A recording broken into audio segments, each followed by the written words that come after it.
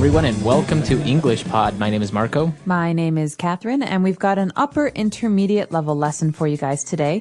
This one is all about a crime scene. That's right. So we are going to be at a crime scene. We are with the police officers, and we're going to take a look at some very, very interesting and specific vocab to like police and a crime and all that. That's right. So if you're a fan of the TV show CSI, or you like some of these investigation police work TV shows, this is a lesson for you. That's right. So why don't we go and listen to the dialogue for the first time?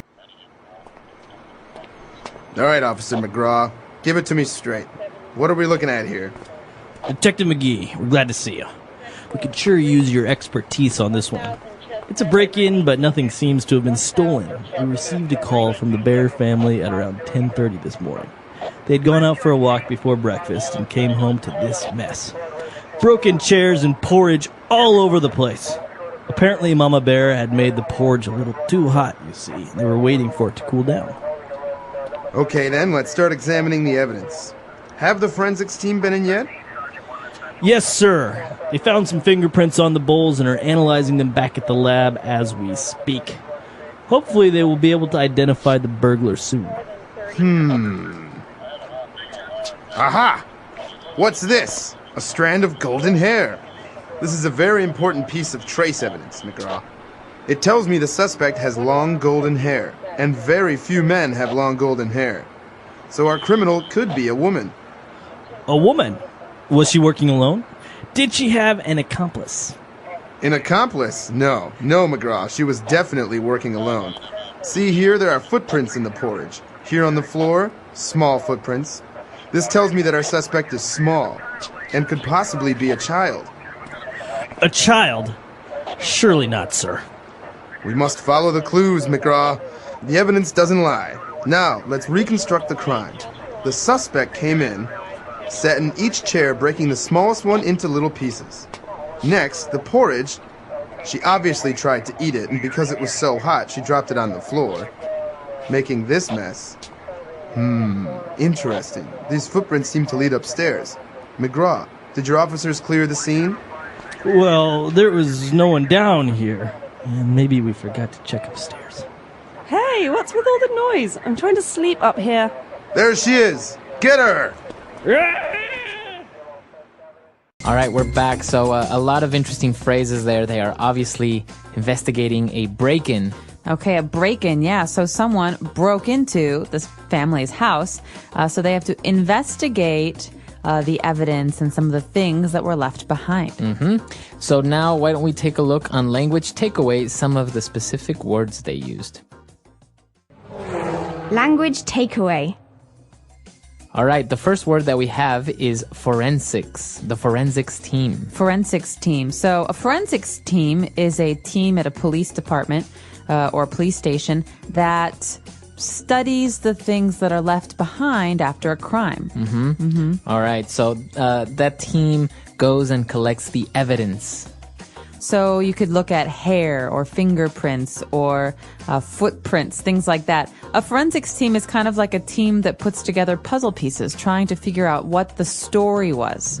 So, as you said, the TV show CSI, the whole show revolves around, follows a group of forensic scientists who go to crime scenes and look at blood and different pieces of evidence that are left behind. Very cool. So one piece of evidence that a forensics team might look at is a fingerprint. That's right, a fingerprint. Or in the dialogue, we found fingerprints, the plural form. Okay, so for example, if you go to a police station because the police think that you have committed a crime, the police will take your fingerprints. That means they'll put your fingers into ink, and they will make you push your fingers onto a piece of paper to see what your fingers look like. That's right. So our fingerprints have a unique pattern. Everyone has different fingerprints. There are no two fingerprints alike in the world, right? Right. So it's kind of like a form of identification. Very good. That's right. So that is your fingerprint. So moving on, we talked about fingerprints now, the scientists who are investigating the crime scene. And they are talking about a very important piece of trace evidence. Okay, well, let's look first at the second word there. We've got the word evidence. So evidence is something that is usually physical, like a piece of clothing or hair, that can be used against someone when we're trying to prove that they have committed a crime. Right. So, for example, a weapon or fingerprints, all that is evidence. Okay, so Marco, what's the difference between evidence and trace evidence? Well, as you'd notice, you have the specific word there, trace. And to trace means to follow or To connect, maybe. to connect, right? So what you're doing here is you are taking this evidence to follow or connect the person that committed the crime. So, for example, fingerprints lets you know who committed the crime. Oh, okay. Or maybe if you have blood, you can find out who did this crime. Right. But what about like a broken window? Well, that's just evidence. That just lets you know how the crime was committed, maybe how they got into the house. But not who did it. But not who did it, right? Okay, so trace evidence helps you connect the crime to the person who committed the crime. And well, moving on, we found that very important piece of trace evidence, which was a piece of or a strand of golden hair. And the police officer said, well, this tells me that the suspect has long golden hair. So a suspect. Okay, this word it looks exactly the same as the word to suspect. But be careful because we say these two words in different ways. So to suspect, that's a verb. That's right. So I suspect Marco did it. So that means I think or I imagine. Right. Whereas a suspect, a noun, a suspect, is a person. So the person who we think or the person who the police think committed a crime. Okay. Okay, so for example, we're talking about some trace evidence like long blonde hair. That means the suspect is probably a woman and is probably blonde. Very good. And it's interesting that you use the verb to suspect and a suspect, all because you're not sure yet. So this person may have committed the crime or may not. That's right. So we have to wait until the trial. We have to wait until we prove this person is guilty before we can say that they actually committed the crime. Very good. Okay. And well, you have a suspect, and usually you also have somebody who is an accomplice to the crime or to the suspect. Okay, so a suspect, as we said, is a person. It's a noun. So is an accomplice. So accomplice is a suspect's helper. Right. So basically, if you're robbing a bank and I wait outside in the car, right, while you're robbing the bank, then I am an accomplice. That's right. And under most laws, you could be sentenced to jail. Right. So the accomplice usually doesn't commit the crime, right? You robbed the bank, but I just waited outside in the car to drive you out. So I didn't rob the bank. Right, but sometimes accomplices do also have guns and shoot people or Right. knives. So an accomplice is basically just the helper of the criminal, but they can get in trouble too. Right. So basically, it's a person that helps out and knows about the crime, but didn't tell the police about it. Right? Exactly. That's a really important aspect. Okay. So a lot of interesting words there, all related to crimes. Why don't we move on now to a couple of different phrases that we have prepared for you on Fluency Builder. Fluency Builder. Okay, I like this first phrase. It's a phrase you might hear a lot actually in police shows. Give it to me straight. Give it to me straight. Actually, also, you can use it when you're just talking to someone and they're like hesitant, right? Like, I don't know how to tell you this, but... I'm not so sure. I don't think you're going to like what I have to say. So I can just say, okay, come on, just give it to me straight. Okay, I don't like your shirt. No, I'm just kidding. It's a nice shirt. But what you're basically asking for is the person to say, be honest with me. Be direct. Be direct. Straight can mean both of those things. Honest or straightforward or quick. You don't want someone to go around and say lots of different things. So I guess, yeah, that does make sense. Give it to me straight maybe comes from straightforward. So to be straightforward is to not hesitate to just say something directly and honestly. Exactly. Okay, so moving on to our next phrase, McGraw is talking about the bowls, and he said, well, they are analyzing them back at the lab as we speak. As we speak. Okay, so this is actually a phrase that refers to time. So in this instance, what he's basically saying is right now. They're being analyzed right now or Okay. in this moment. So it's a way of indicating that something is happening at this very moment. Exactly. So I could say, did you know that the president is giving a speech as we speak? Okay, so that means the president is talking right now. Exactly. As we speak. Okay, very good phrase. Now, moving on to our third phrase, Detective McGee was talking about reconstructing the crime. He said, let's reconstruct the crime. Okay, so I don't know if any of you watch these crime TV shows like Dexter or CSI.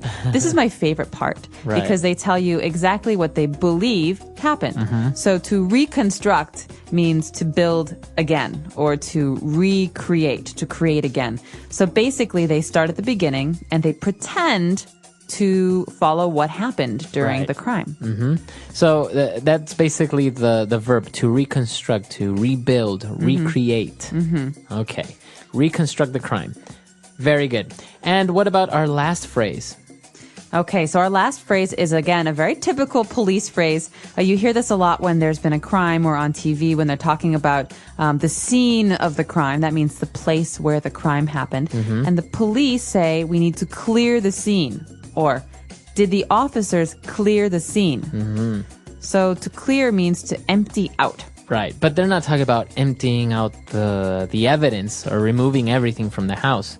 They're just saying to remove people, right? Right. Or obstructions. Exactly. And why is it that a police officer would want to make all the people go away? Well, because you don't want people stepping on the evidence or maybe putting their fingerprints all over the place. Right. So it's very important that the officers, the police officers, clear the scene so that they can start their investigation. Right.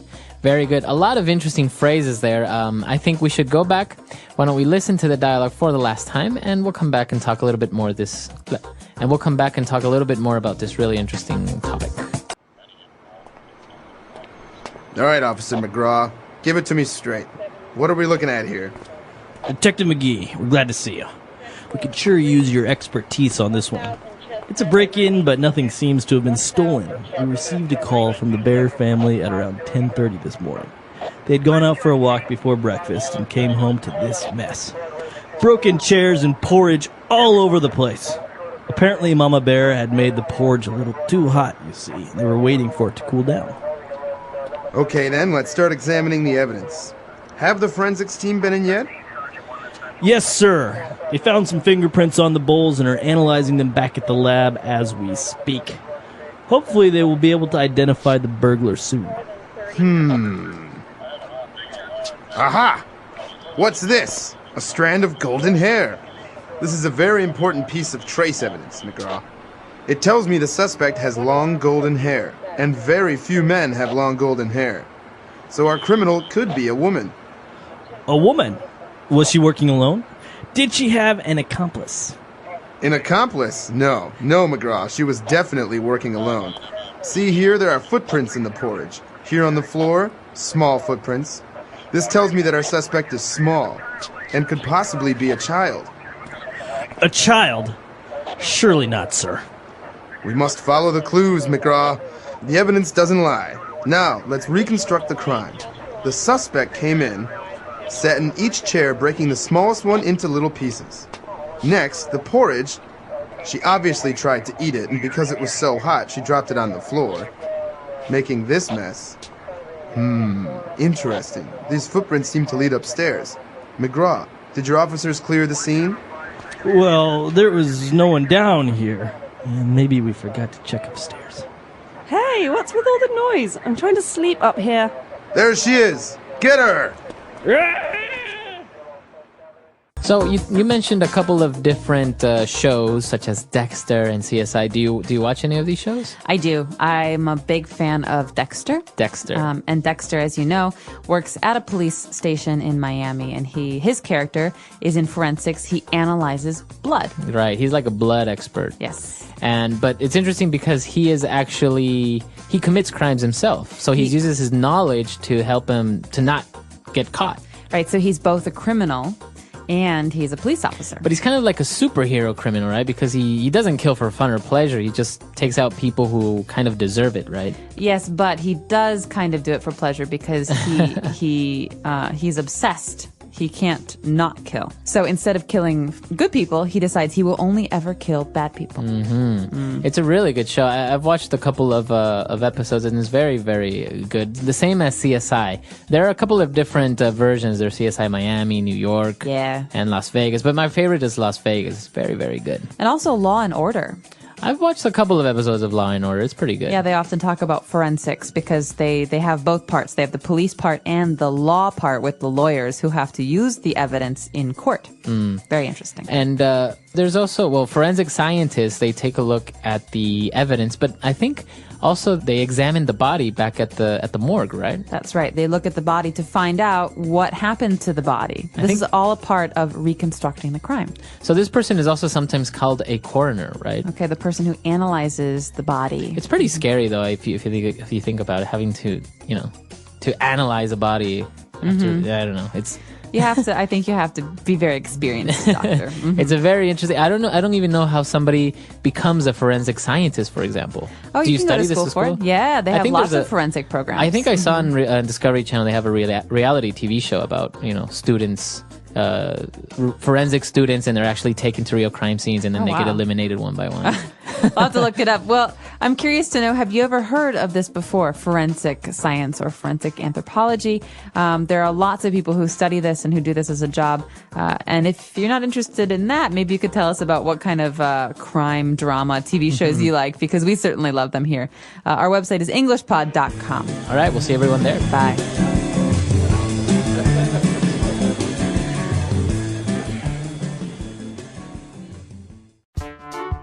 The English Pod Audio Review. Listen to the meaning, then say the vocabulary word. Scientific test used in the investigation of crime. Forensics. Discover and define. Identify. A single length of. Strand. A person who helps another in committing a crime. Accomplice. Form a picture of a crime by piecing together evidence. Reconstruct. Tell me something directly and honestly.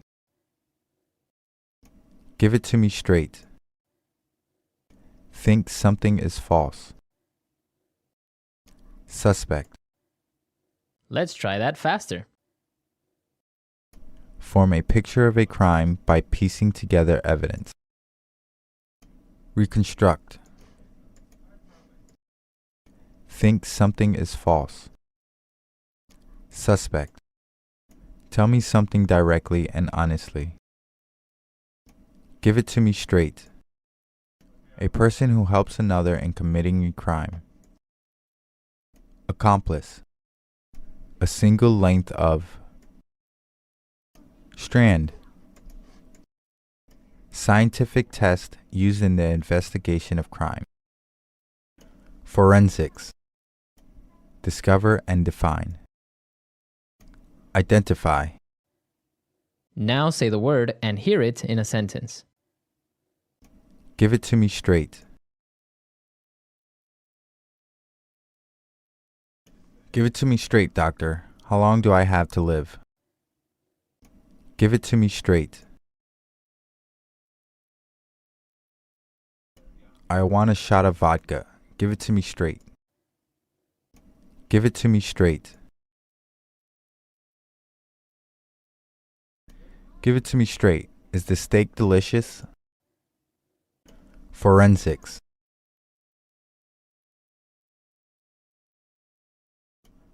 The forensics suggests she died from choking on a chicken bone. Forensics.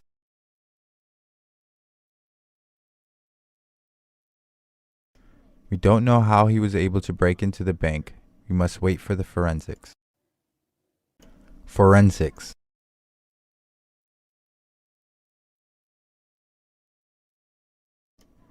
Crime Scene Investigators is my favorite show. They really know how to study forensics. Reconstruct.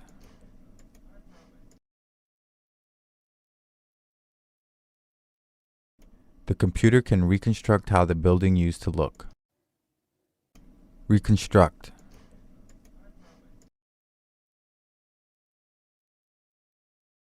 The doctor will attempt to reconstruct her nose. Reconstruct.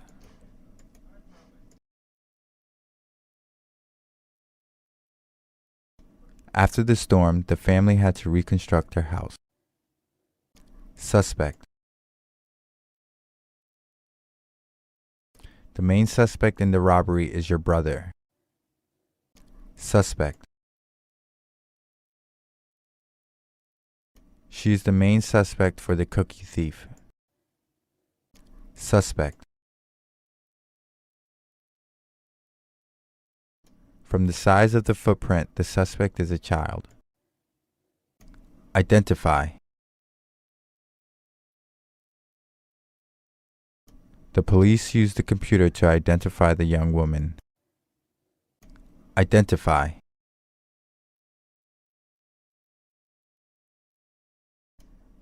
Use this picture to identify the missing dog. Identify.